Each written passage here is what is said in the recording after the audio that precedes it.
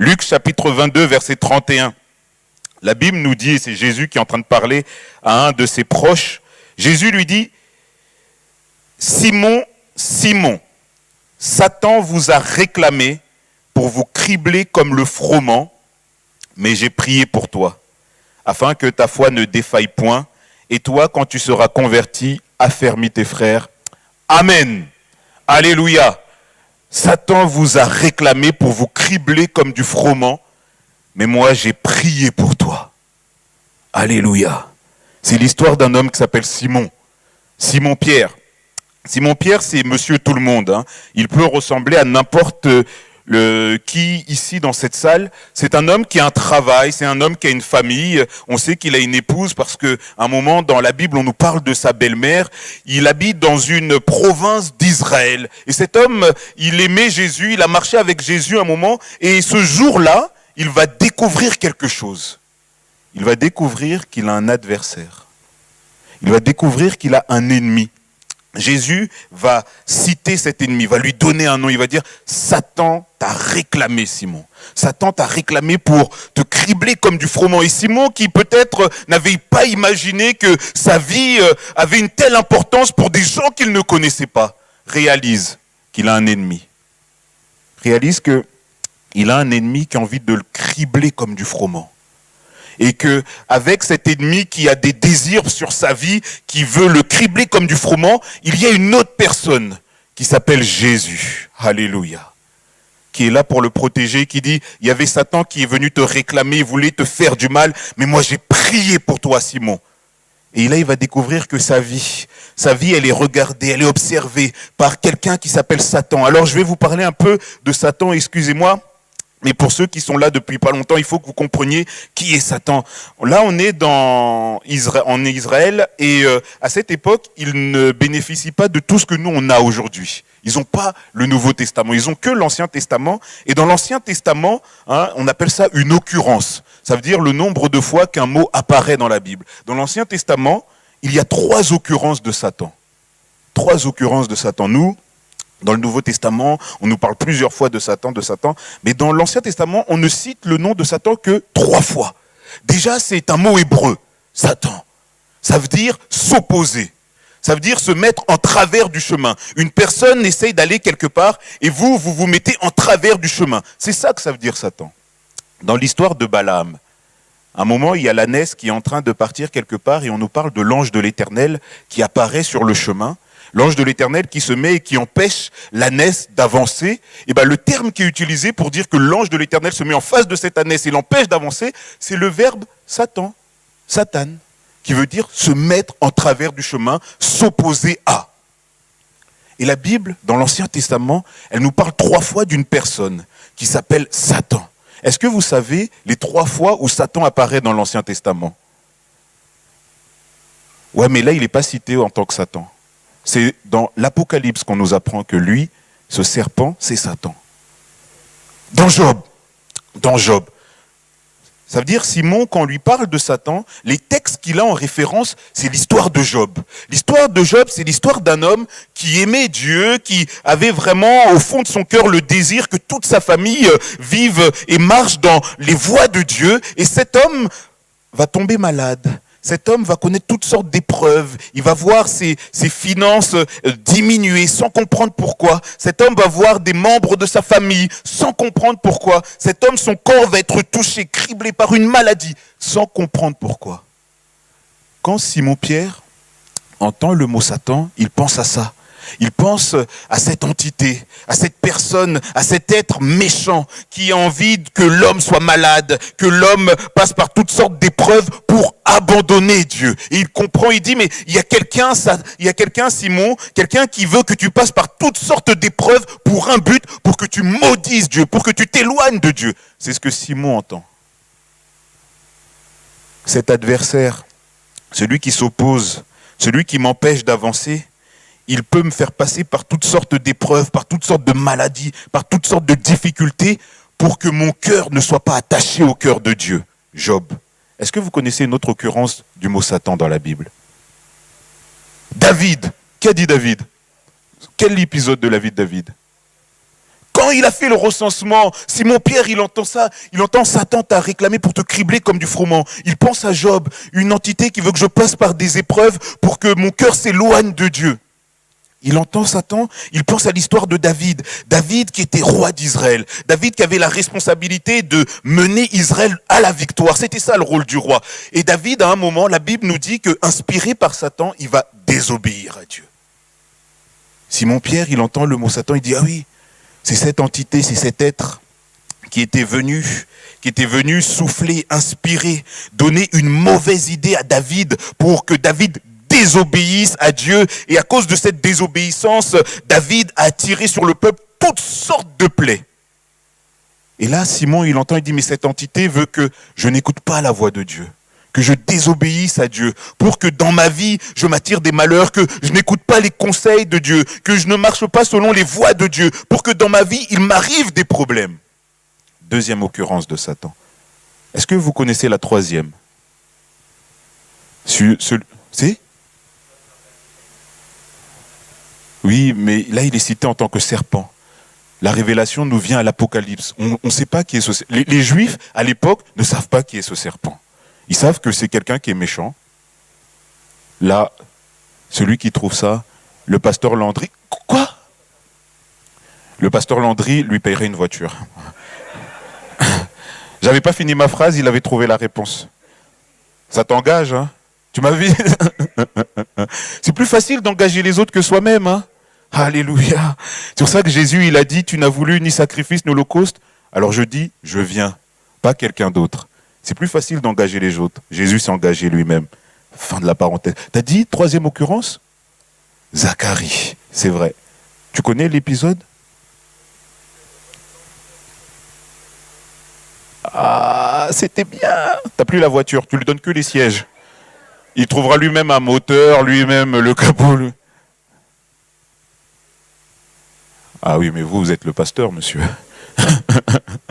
L'épisode du sacrificateur Josué. Le sacrificateur Josué qui est là et qui est accusé.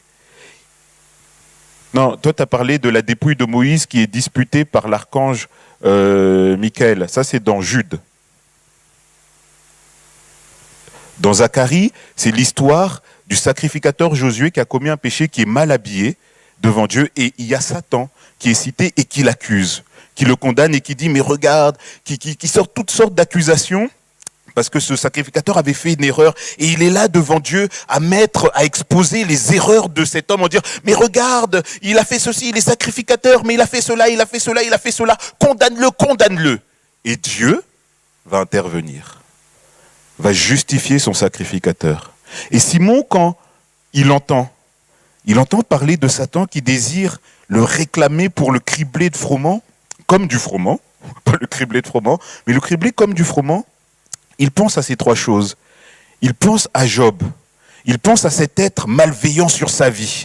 Cet être qui veut lui faire passer par toutes sortes d'épreuves, des échecs à des examens, par des divorces, qui veut le faire passer par des maladies, la perte des proches, pour que son cœur ne soit pas attaché à Dieu. Il pense à David, cet être qui est venu pour insuffler une mauvaise idée. Et Simon, il se dit, mais ah oui, il y a le diable qui veut que je puisse désobéir à la voix de Dieu, que mes oreilles n'entendent pas la parole de Dieu. Ça veut dire que je peux être à l'église. Et là, il y a la parole de Dieu qui est prêchée, il y a les chants qui sont apportés. Et à un moment, mon esprit va être distrait, va être amené à quelque chose d'autre. Je vais me retourner, un téléphone va sonner, un enfant va rigoler. Quelque chose va prendre mon attention et je ne vais pas entendre la parole de Dieu et je vais être emporté ailleurs. Il y a quelqu'un qui ne veut pas que j'écoute la voix de Dieu. Même quand je suis devant un choix, je suis devant des chemins et là je veux prier et il y a des idées qui s'en mêlent au fond de moi. Il y a un peu de moi et il y a une autre voix qui me dit des choses assez particulières. Et moi j'obéis à cette voix pour désobéir à Dieu. Il pense à ça. Il pense aussi à ce sacrificateur Josué qui était accusé. Simon il dit, ah, il y a quelqu'un qui m'accuse. Quelqu'un qui connaît mes erreurs, quelqu'un qui connaît mes fautes, quelqu'un qui sait ce que j'ai fait de mal et qui est là et qui les expose devant Dieu et qui dit, mais regarde, il a fait ceci, il a fait cela, pendant que personne ne le voyait, il a fait ceci et même il a pensé cela, il a dit cela de toi et il m'accuse devant Dieu. Simon, il pense à ces trois choses et il comprend qu'il a un adversaire qui veut le cribler comme du froment. Et aujourd'hui, j'aimerais vraiment que vous réalisiez. Et peut-être que vous avez vécu votre vie en vous posant des questions sur des coups durs qui vous étaient arrivés. Je ne dis pas que le diable est à l'origine de tous les coups durs, mais c'est des moyens qu'il utilise. Il peut même utiliser des coups doux. Qu'est-ce que j'appelle des coups doux? Des coups durs, la maladie, la faillite. Mais il peut vous donner de l'argent, du succès. Il peut vous donner de la gloire. Son but, c'est de vous éloigner de Dieu. Et Simon-Pierre le comprend. Il comprend qu'il a cet adversaire, celui qui s'oppose à sa vie, celui qui met des barrières à sa vie, celui qui l'empêche d'avancer sur le chemin et qui est là et qui a un désir, c'est le cribler comme du froment. Et face à cet adversaire, on est bien impuissant. Comment lutter contre la mort de nos proches? Comment lutter contre la maladie lorsque même les médecins qui ont fait des années d'études n'ont pas de médicaments? Comment lutter contre des mensonges qui arrivent dans notre pensée, qui essayent de nous détourner de la volonté de Dieu? Comment lutter contre la pensée de la condamnation, de la culpabilité, notre conscience, une accusation qui est là, qui essaye de nous faire comprendre que nous ne valons rien? Comment lutter? On ne peut pas. Et Simon-Pierre, il se dit, mais si je ne suis seul face à cet adversaire-là, je suis fini. Heureusement que Jésus va apporter cette parole. Mais j'ai prié pour toi. J'ai prié pour toi. Alléluia. Il y a quelqu'un qui prie pour moi. Quelqu'un qui me soutient. Il a prié pour moi. Il intercède pour moi. Quelqu'un qui a la puissance par la prière de contrer mon adversaire. Gloire à Dieu. C'est Moïse, pas Moïse le prophète, mais Moïse, un jeune qui est dans le groupe de jeunesse, qui est arrivé cette année. Il avait partagé la parole l'autre jour avec les jeunes et il avait dit que lorsque on se bat contre quelqu'un et qu'on appelle une personne, il faut être sûr que la personne que l'on appelle est plus forte que notre adversaire. C'est vrai. C'est bête d'appeler quelqu'un de plus faible. Ah oui, c'est stupide.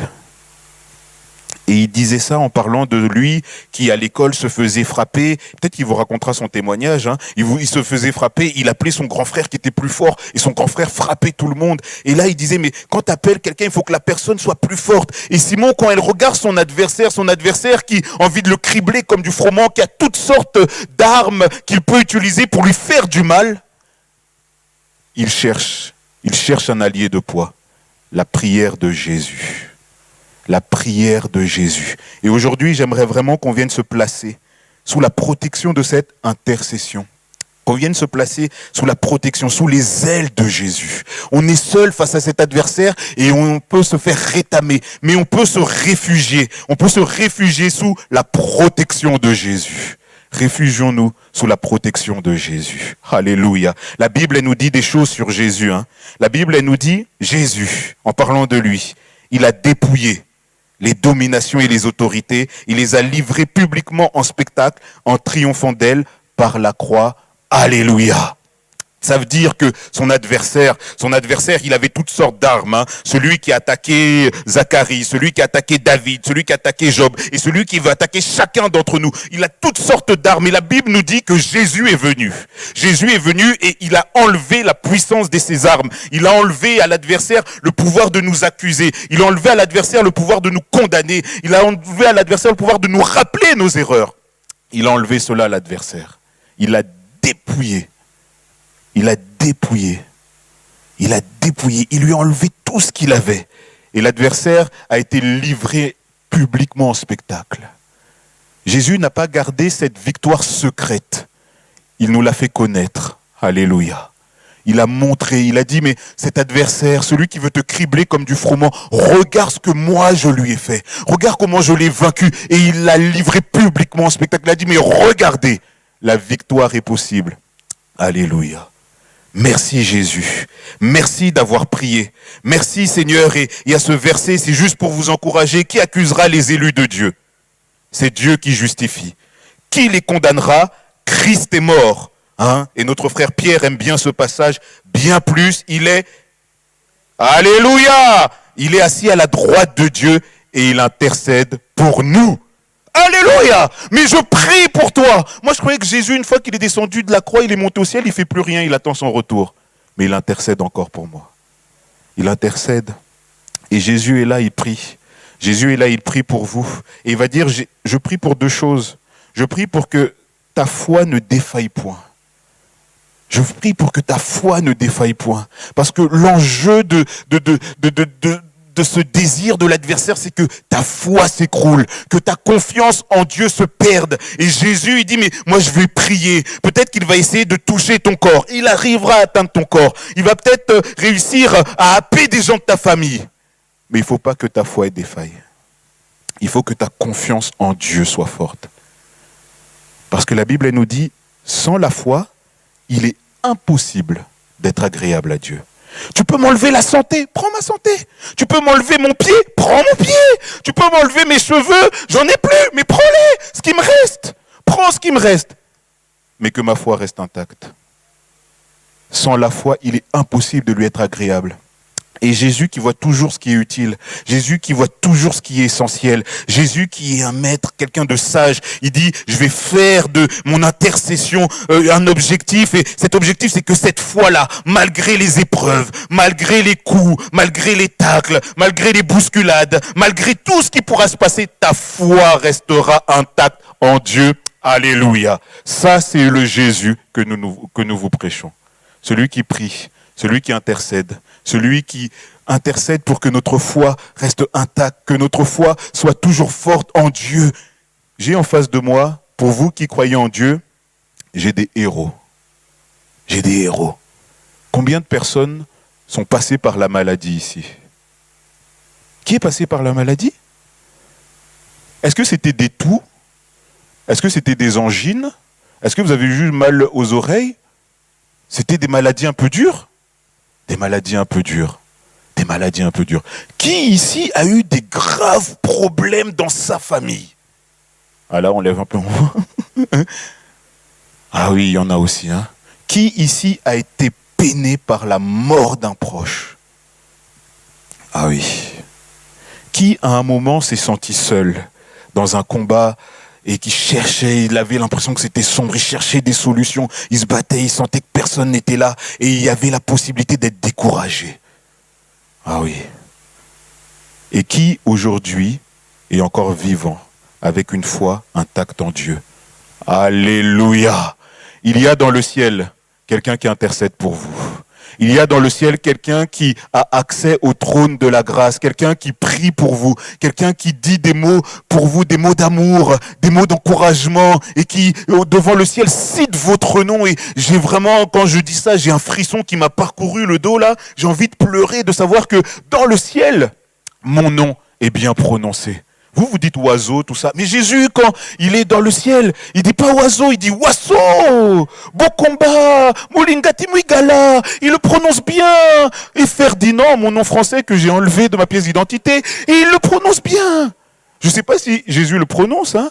Ferdinand. Il est moche ce prénom, je l'aime pas. Oui, mais Jésus, en parlant de moi, alléluia, il cite mon nom devant le trône de Dieu. Il cite mon nom devant le trône de Dieu. Alors que j'étais fatigué hier, je suis rentré à 23h. Je me suis réveillé ce matin pour aller sur Beaune. Et on a eu un culte, et après j'ai eu un entretien, je suis revenu. Et là, j'étais là, je tremblais comme ça en montant sur l'estrade. Là, j'ai senti la prière de Jésus qui est montée dans mes jambes. Là, waouh! Alléluia! J'ai quelqu'un qui intercède pour moi. Amen.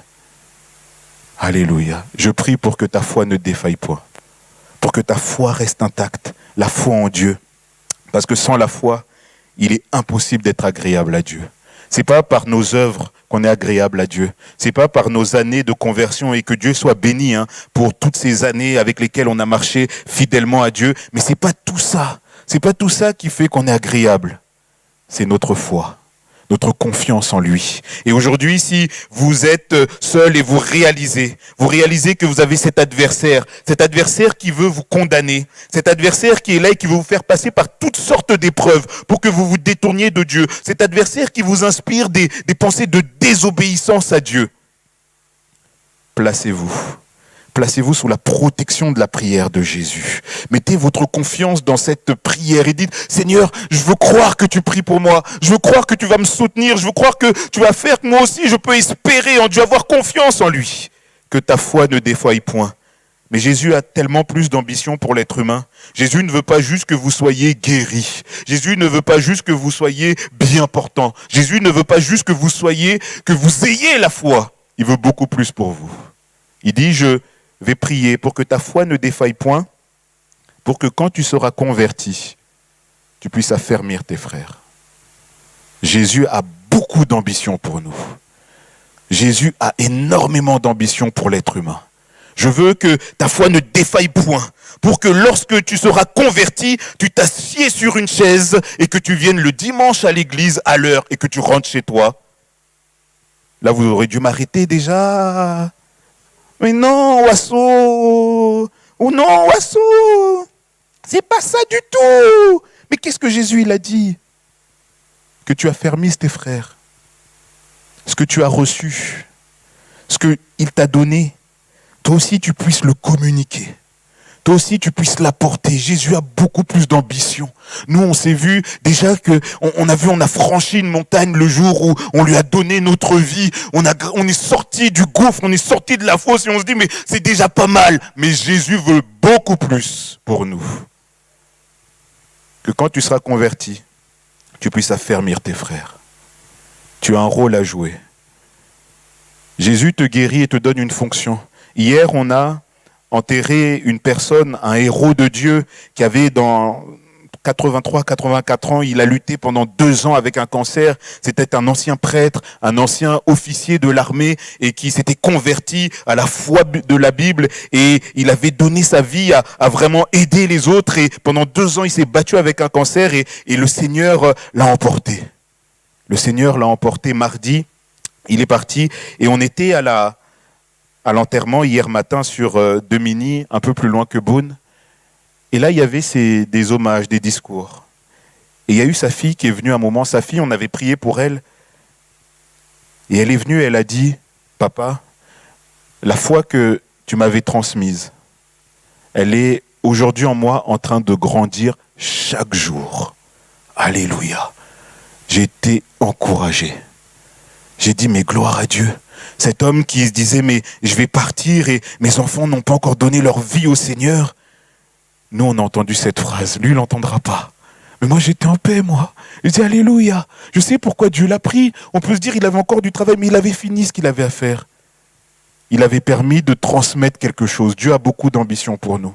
On n'est pas juste fait pour connaître Dieu. On n'est pas juste fait pour marcher, nous, fidèlement à sa suite. On n'est pas juste fait pour le louer, pour l'adorer. On est aussi fait pour le servir. Et Dieu a un rôle pour chacun d'entre nous dans son royaume. Il va dire à l'apôtre Pierre, quand tu seras converti, affermis tes frères. J'aimerais vous lire ce verset de la Bible, 2 Corinthiens, chapitre 1er, verset 3, et je pense que je vais finir par là.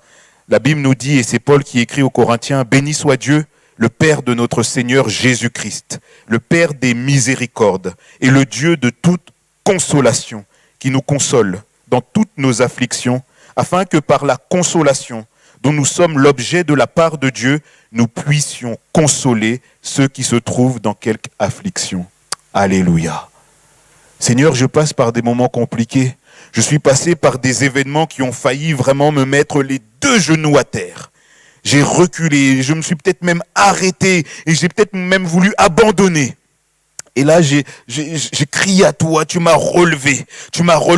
Et même cette épreuve, Seigneur, tu sais l'utiliser pour toi. C'est pour que les personnes qui passent par la même épreuve que moi, je puisse, moi, leur apporter une réponse qui vient de Dieu. Alléluia. Dieu a beaucoup plus d'ambition pour vous que nous, parfois on peut en avoir. Même nos épreuves, même les combats par lesquels nous passons serviront un jour à sa gloire si nous savons lui faire confiance. Aujourd'hui, j'aimerais vraiment que l'on se place sous la protection de cette prière et on va prier maintenant.